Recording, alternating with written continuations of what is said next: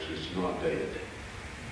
When we rehydrated it with normal saline, 72 hours of body temperature with slight, very gentle swirling, and put the white blood cells in a growth medium, 48 hours later, we did a chromosome count.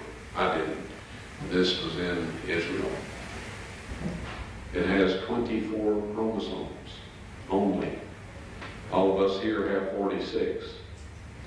Unless, we have, there's a couple of genetic anomalies that make that different.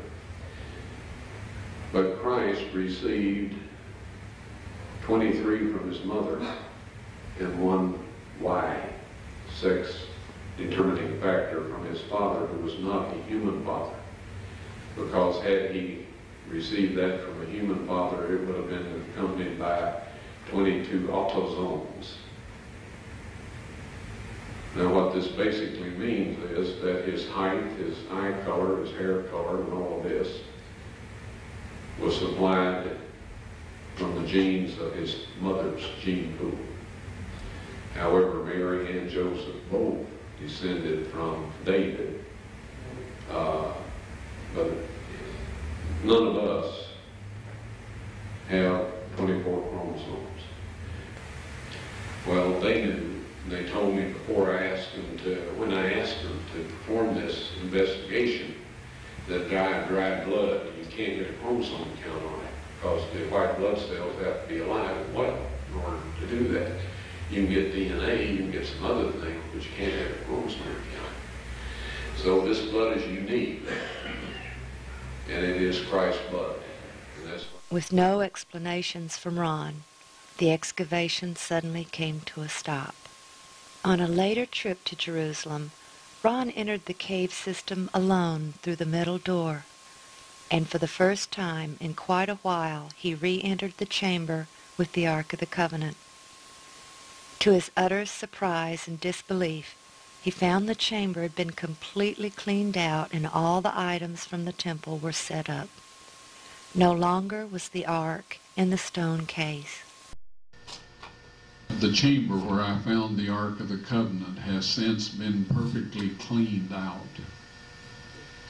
And the Ark of the Covenant, the table of showbread, the candlestick, the golden altar of incense, they're all set out as they were in the earthly temple, except that the Ark of the Covenant is setting against the 12-foot long and 18-foot wide or high wall. He found the original tunnel was also cleaned out, and he followed it to discover that it did indeed open into Zedekiah's cave. It was not the tunnel he and his crew had opened earlier. In the following years, Ron entered the chamber with the Ark a number of times. Yes, the tables of stone were found in the Ark of the Covenant. I removed them with the assistance of 4 angels who lifted the mercy seat, which I would estimate weighs about 900 pounds of solid gold. And one of these angels told me to take the tables of stone out of there. He said God wants everyone to see those. And so I took them out, backed up, stood there, frozen in place, and I just can't describe my physical state or mental state or anything else. If I didn't have some physical evidence to prove it happened, I think I had a dream or something. But anyway, they're on a stone ledge right in the same chamber. That's where the angel put them after I handed them to him. I didn't know what to do with them. And I was told that these are to be presented with the blood evidence when the mark of the beast law is passed or enforced. Now, I know everybody wonders about what it is, the mark of the beast. You've heard all kinds of rumors, stories, and all this. I'll tell you quick and simple. If you keep the 10 Commandments that God wrote upon those tables of stone, and about which he says in Psalms 89 and 34, those of you that are writing down text, you'll want this one.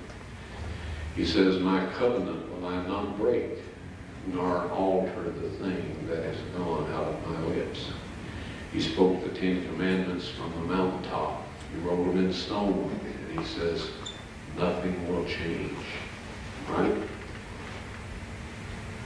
If you keep that law, you will receive the seal of God.